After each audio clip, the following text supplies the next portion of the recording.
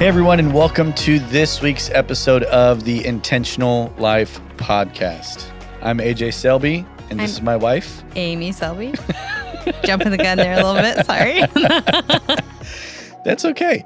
And this is where we talk about, we take questions from people, and then, maybe eventually we'll switch over to just talking other stuff. But as of right now, we take questions from people where we talk about life, relationships, purpose, calling, and about how shifting and adding just one additional layer of intentionality can shift everything for you. Well, hey, on this episode, we're actually going to pick back up from a previous conversation we were having that had to do with how you make big decisions together with your spouse. And we ran long on that episode, and there was a secondary question that kind of went with it that was from somebody else, but it matched up well with what we were talking about. And so, Amy, why don't you go ahead and read that question for us?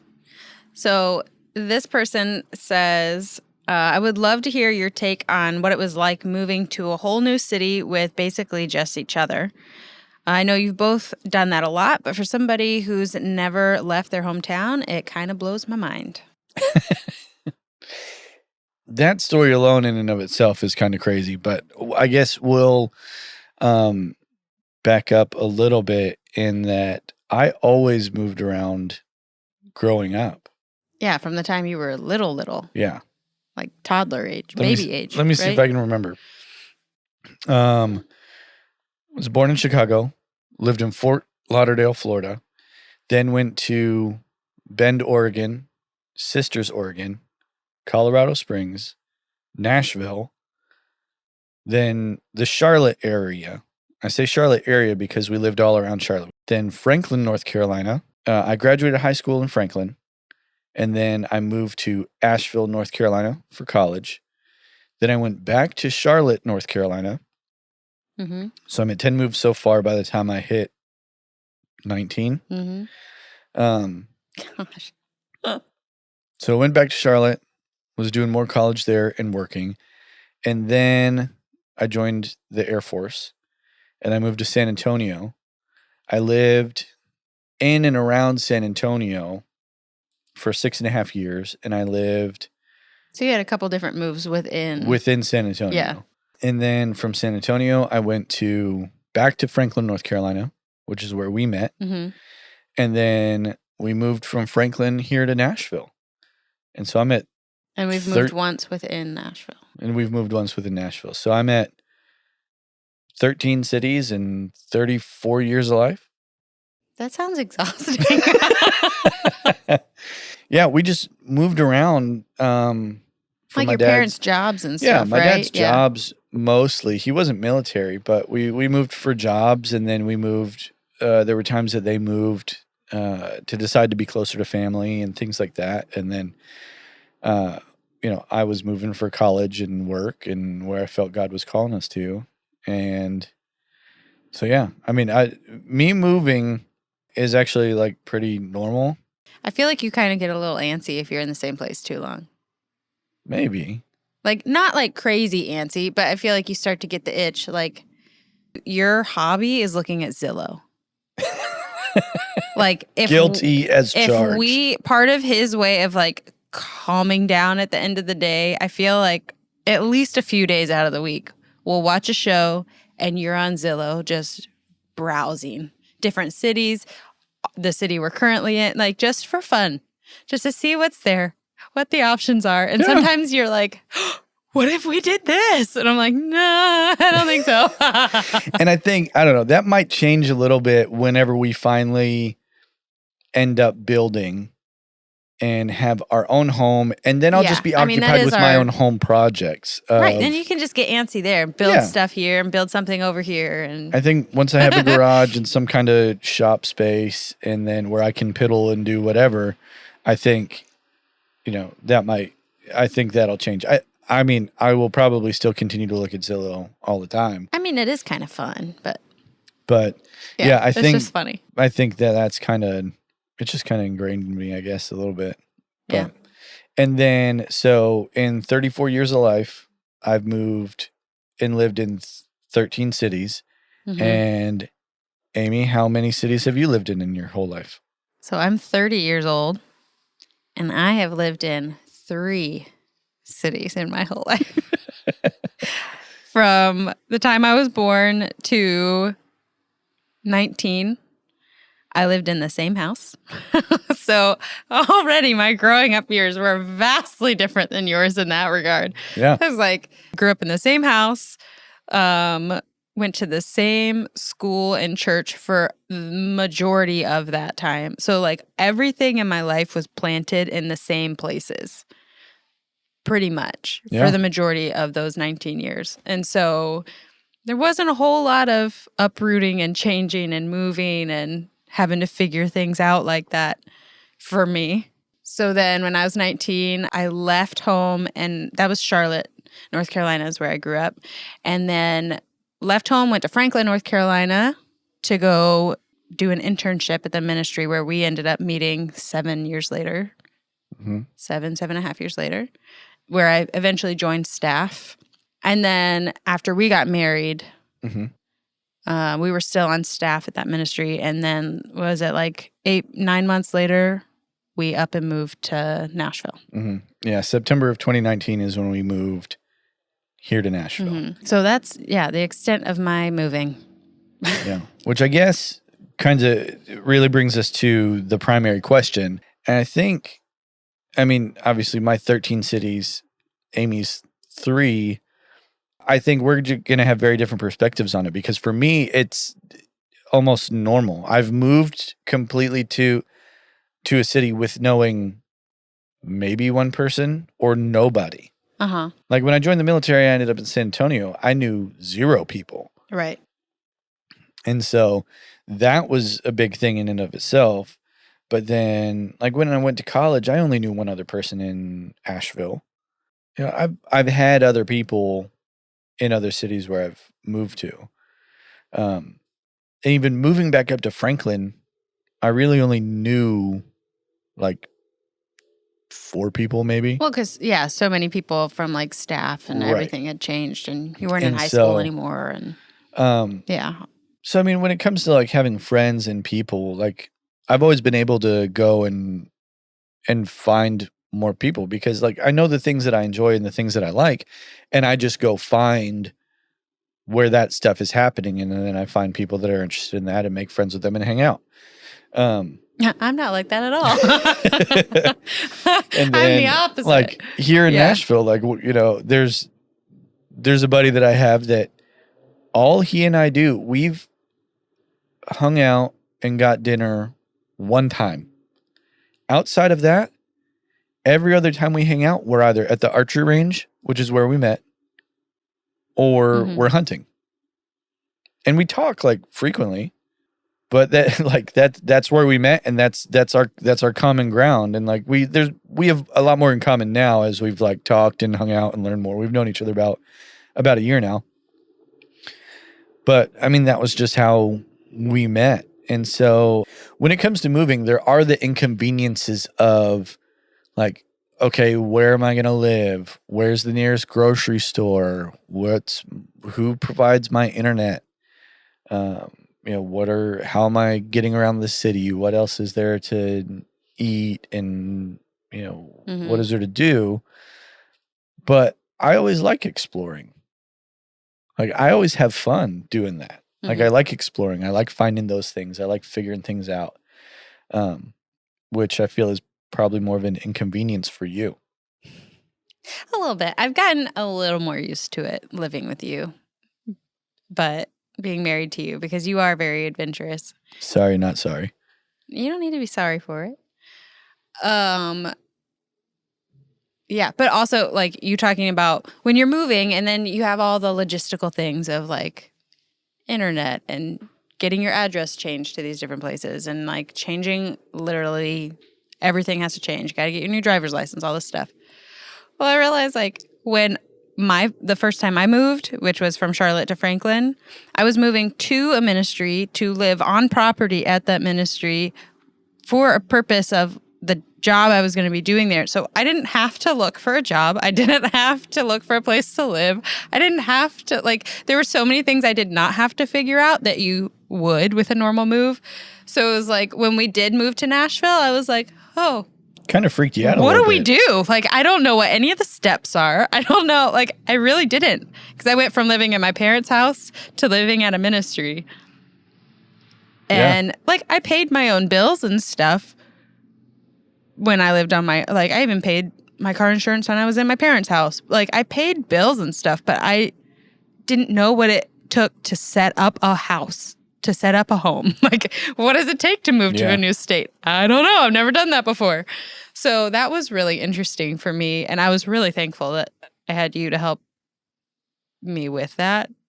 I mean, I would have figured it out if it was just me, but it was like, this is all new territory. I literally have no idea what I'm doing. It kind of felt like I was back at 19, moving for the first time. Like, that's what it felt like. But instead, I was 26, moving to Nashville. Yeah, that was wild. And you had done it like a million times. So you were like, oh, yeah, you just do this and you do this and you do this. And I'm like looking up Pinterest, like, what do you do when you move? Like, how do you... What is it? I need a Pinterest list of like things to check off, which was actually very helpful. Shout I think out I to did find Pinterest one. checklists. Hey. If you want to sponsor the show, Oh my goodness. Anyway, so it was, yeah, we came from very different experience, like backgrounds and experiences with moving, and had to figure out moving to Nashville together. some of that question where it ties into the previous conversation we were having about big decisions was, I think some of what this person might be asking is like, how did you end up deciding to do that? I don't know. They just asked, what was that like for you? Yeah. What was it in general? What was that like? Yeah. I mean, moving from Franklin, I don't think, first off, we got married, and I think that we thought we would be at that ministry for a whole lot longer. At least a couple more years. Yeah. I think that was kind of like just what we assumed in our mind, because we were on the same page. We loved that ministry dearly. And you know, we loved Yeah. serving the people that came there. Yeah, it wasn't like on our radar that like, we're going to get married and we're going to move. Like, Yeah. that was not the plan. Trust us, it was as much of a surprise to us as it was to everybody else. Yeah. And so it really came from us, you know, just kind of getting a sense that there was a shift happening, and it's Mhm. just, you know, praying about it, and then just hearing really clearly from the Lord that Nashville was where we were supposed to go. Yeah. And I confirmed. I was like, Asheville? Because that North would have Carolina? made sense, because it would have been, you know, a couple hours closer to family, still in North Carolina, fun town, great food. I'd lived there before. We knew Ki- people there. It's a fun, creative space. It's kind of hippy dippy. There is some weird stuff there, but for the most part, like, it's a great community. It's a beautiful part of the country. If you ever get Yeah. a chance to go to Asheville, especially in the fall, go check it out. You can drive some of the Smoky Mountain Parkway. Or no, is it the Blue Ridge Parkway? Sorry. Blue Ridge Parkway. Smokies are not far from there. The Biltmore is gorgeous. The what's Smokies are where we were in Franklin. I know. Yeah. I'm trying to think. What's that other hotel? The Grove Park. Grove Park. Yeah. Grove Park Inn. Y'all, the Oh, Grove it's Park gorgeous. is gorgeous. It's expansive to stay at, but it's gorgeous. It's schmancy. I mean, so is the Biltmore. But anyway. Yes. But They have a lot of beautiful yeah, things. there's a Fun lot of things, great beautiful stuff. things. But yeah, so it was like Asheville, like that made so much more sense in my mind. Hmm. And then just felt very clearly from the Lord, no, Nashville. Hmm. It's like, what in the world are we going to do in Nashville? Yeah. What the heck? We don't really know anybody. You have a few extended family members Yeah. that I had never met before. Well, I met one of them at our wedding, but other than that, I didn't know any of them. Mhm. So I was really coming to a city that I literally knew nobody, and you were moving somewhere where pretty much you didn't know anybody. There were just a couple people on like the outskirts of town that Yeah. you're related to. But There was one couple that we knew that. oh, duh, hello. How Yeah. did I forget? Yeah, there was one couple. Shout out to Papa John and Mama Kate. We love you. They're the best. They're in South Africa now. We miss you. We love you. You're the best. Yeah. But yeah, there was one couple that we knew. Which I didn't meet them until we moved here. Well, I had met John one time, Correct. but I didn't even know them until I got here. Yeah. So it was like, And so, wild. but the way that went was that, we were both on the same page in knowing that, or in sensing that we were going to move, but we didn't know when and where. Yeah. And then I felt very strongly from the Lord that we were supposed to move to Nashville. So as we talked about in the conversation about making big decisions, I took that to Amy and said, hey, this is what I am sensing. This is what I feel like the Lord is saying. And I know it's crazy. I need you to trust me on this, and let's just pray about it and let's talk. And what was your perspective on that? Like when you brought it to me? Yeah. Well, I remember it was after church because you felt like you heard the Lord tell us to move to Nashville the night before. Yeah. And so you had to wait until after church the next day until we got home to sit down and talk to me about it. And you were like so nervous. I don't love change. It's not my favorite thing in the world. And especially someone who I had only moved one time and I was only a few hours away from home. And surrounded by people that were friends and like family to me. So it wasn't too hard to be where we were at the time. But other than that, not a change fan right here. And so I just remember you being really nervous. And you sat down on the couch with me and you were like, I really need to talk to you about something. And I'm not sure how you're going to take it. Can you just hear me out? And please don't freak out. And I was like, okay. Well, okay, sure. And so then you told me what had happened the night before and just your time with the Lord, and that you just really it was a very strong pull and feeling that we were supposed to go to Nashville. And when you told me that, all I felt was peace. And I was like, I just remember looking at you and being like, okay. And you were like, okay. That's it? That's it? That's your only reaction is okay? And I was like, well, yeah. And you were like, I was not sure exactly what to expect, but I was not expecting that. I was expecting you to be like, I need time to think about this. I don't know. You're asking me to leave all these people in this place. I was like, well, I don't know what all that's going to look like, but a few years earlier, and I had to explain this to you. I was like, a few years earlier, before I even met you, I remember feeling like I had already been, I loved the ministry I was at. I loved where I was, but I did not plan on being there as long as I was there. I planned to be there for a summer internship, which then turned into what ended up being 7 years. So, 2 months turning into years and years and years. And every year I just made another year commitment because I just didn't feel like it was time for me to go. It wasn't time for me to go. And so a few years before this happened, I remember just being like, Lord, when do I get to go back home to my family? When, is it time for me to go yet? Can I start thinking about that? Can I start even approaching the topic in conversation with my leadership yet? Can I even talk about that with my family yet? Is that a possibility for me right now? Because I wasn't planning to be here for 4 years. And which at the time felt like forever. And looking back, it's 4 years is nothing. And I remember the Lord told me several different times in several different ways. And one was through a guest speaker that we had at a conference who looked directly at me. He was like, I just really feel like the Lord's saying, you can settle. Like when it's time for you to make the next move, you're going to know. You're not going to have to ask questions. You're going to feel peace, and you will know that you know that you know that that's the Lord telling you to make that next move.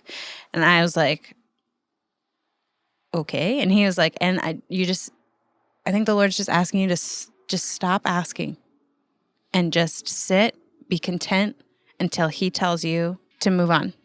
Yeah. So just feeling like, especially through what that guest speaker shared with me, but even just the confirmations of that through my time with the Lord and even through other people, I just had to go, okay, like I'm going to stop asking, like pestering, asking you, Lord, when I can go.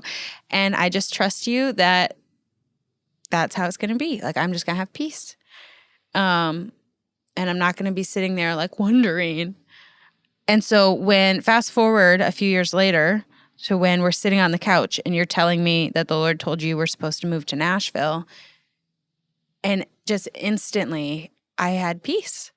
It was like this overwhelming, like I wasn't worried. I wasn't taken off guard. It was the weirdest, like best, but weirdest feeling. Yeah. Because my natural reaction to that would have been, you crazy person. You want me? I just got married to you. We thought we were going to be here longer. I need time to think about this. But that wasn't my response at all. So I knew it was the Lord immediately because it had nothing to do with how I would naturally respond. And immediately the Lord brought that word back to mind of like, remember, I told you you would have peace and you wouldn't even have to question if it was me or not when it was time for you to make the next step. And so I just shared that with you, and you were like, I think you were like, whoo, like, I don't think you did that physically, but I think inside you were like, okay, wow, that's amazing. I mean, that's just how that situation ended up playing out. Not every circumstance is going to be like that. Not every time we even move somewhere is going to be like that. But for whatever reason, that's just how it played out for that one. And, you know, that was, I think, in March of 2019, and we didn't move until September. So, like, yeah, you know, we had some time to, like, work stuff out and give a little more time to the ministry that we were with and, you know, finish out the busy season with them and all of that. So, thankfully, we did have time. But, yeah, there was a lot that went into... There's a lot that went into that, apart from that one conversation. Yeah. I mean, there were, obviously, we still had to have lots of conversations. We had to have conversations with, like, our boss, our leadership, talk through things with them, timelines. Yeah. And all the logistic things. There's the logistical part, but I think that it can be important to touch on, too, that it was like that season was a big exercise in obedience for us because there was nothing here in Nashville specifically for us to come and do right away. Where it was like, we just had to say yes and begin moving in that direction. And then at that point was when different things started to kind of fall into place. Like we ended up, we came to Nashville for a trip to just pray and seek the Lord and get clarity on what the heck he was asking us to step into. And we came on a trip and, you know, we went on this long walk through the city. And it's funny, y'all, this is where communication comes in with your spouse because we didn't really talk a whole lot on the walk. We were just walking and praying and talking to the Lord and just thinking. And then we got back to the car and we sat in there and both of us were actually kind of frustrated about, because neither of us felt like we had any kind of clarity. Frustrated. We were absolutely frustrated. But yeah, we were trying to figure out, like, we didn't understand. And I mean, it can be such an exercise for us as Christians sometimes to be okay with not knowing. Yeah. And just trusting that he knows exactly what he's doing But so that conversation went that we both got back to the car and we were sitting and then we're both frustrated. But then as we both started sharing little bits and pieces of what we were sensing from the Lord on our walk and talking about what we were thinking, that we got a bigger picture. Yeah. And we And gained peace. And we still didn't Yeah. have all the answers, but we did have clarity. Well, I think we had enough that we already knew we were moving to Nashville no matter what. But I think the Lord just gave us enough to be like, there's going to be purpose here. And I think that was what we were struggling the most with, because we'd poured our lives into full-time ministry like daily. And it was like, we definitely have purpose where we were. And so to move somewhere and be like, do we even have purpose in Nashville? Like, what is the point? So I think the Lord gave us like little nuggets, like just little pieces. And even if it was like, okay, well, Nashville's going to be like a hidden place for you, like just to get your marriage started where you don't have all these other things. It's just you guys working it out together and figuring things out. And I feel like that's been like probably the biggest thing that has happened for us while being here, has just been growing in our marriage and really like building a foundation. But yeah, because then like 8 months after we moved here, COVID hit. So we had not very long until like, the world shut down and we're stuck in a city where we don't know very many people. And I mean, it doesn't matter if you know people or not. You're not really going to see anybody. And it was like, well, it's as good a time as any to work on building that foundation in your marriage. Yeah. But anyway. Yeah, it was definitely just a time for us to grow in our relationship with the Lord, grow with each other. That really kind of covers like how we got to where we are. And not every move we ever have will be like that. Not every move will be being told it's time to go. Not every move we have will have those kind of specifics, but it's us being able to learn and grow and trust the Lord that, when our season's done, when do seasons change? And trusting, that he's leading us along the way. Not everything has to be a thus saith the Lord. Yeah. Off to Nashville you go. It's sometimes it's just life change. Yeah.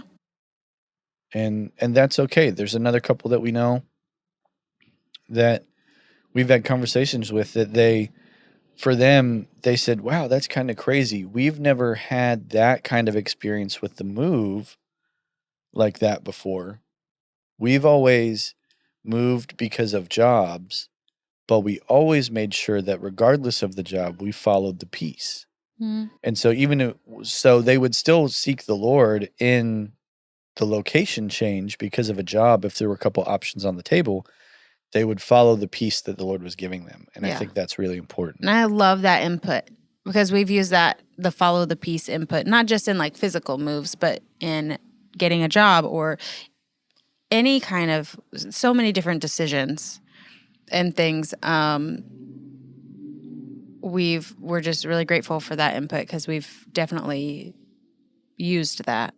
We're like, okay, Lord, we don't even have to have a clear picture, but where's your peace landing? Is it where we are, or is it somewhere else? That's so helpful. Yeah. And I think another important thing, I promise I'll keep it short. Going back to that previous conversation about making decisions as a married couple, we were newly married, not even a year. So we were definitely figuring out all the things that we talked about in that episode about making decisions together. We were figuring it out in the process of moving to Nashville. How do we need to communicate? How do we need to make these decisions? There were times that it was really easy for me to just be like, AJ, take the reins. You do it. You've done this a million times before. Just take over and I'll just follow. I'll just follow you. It'll be fine. But that wasn't what needed to happen, because there were things that I needed to engage in. There were conversations as well as like actual tasks, like practical things that needed to get done that I needed to engage in.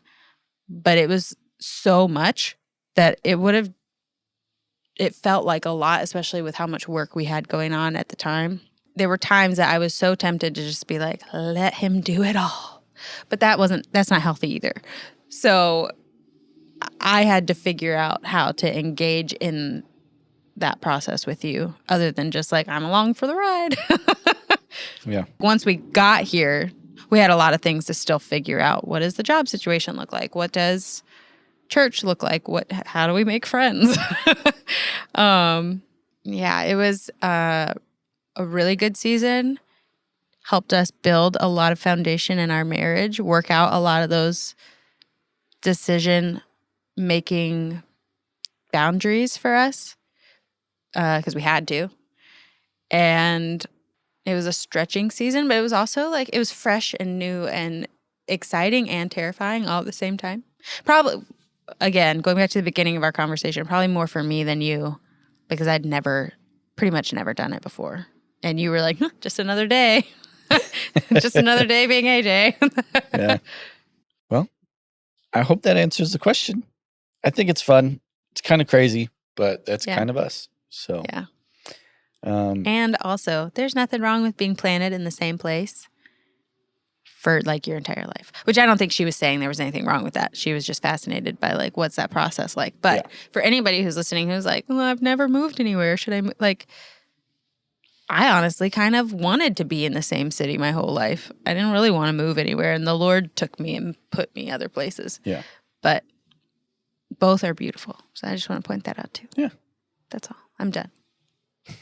Why don't you close it out with her question? Okay. Okay.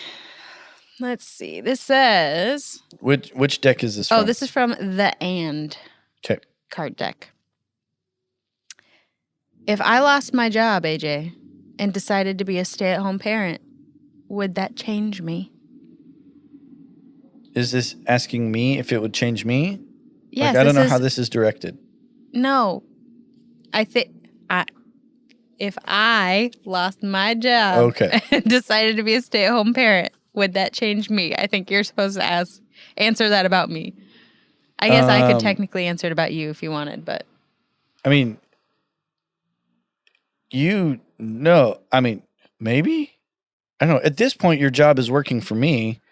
Which is from home. Our media company. Yeah.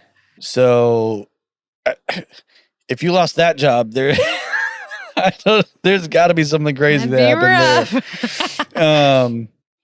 But no, I mean, it's your home. I mean, that's one of our desires is for you to be a stay-at-home parent, which is part of why we're building this company so that you can do that.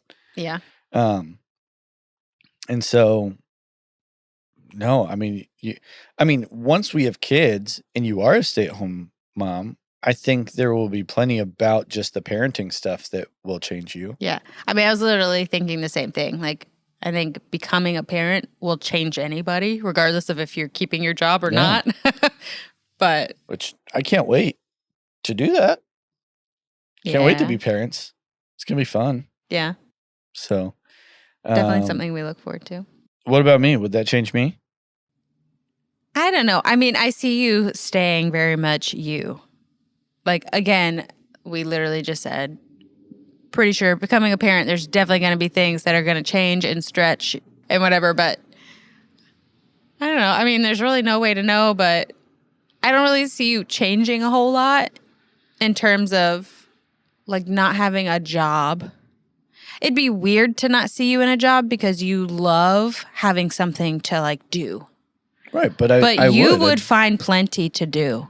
Yeah. If you were a stay-at-home parent. Look, I'm totally fine with making a switcherooski if you want to be my sugar mama and I'll be a stay-at-home dad. No.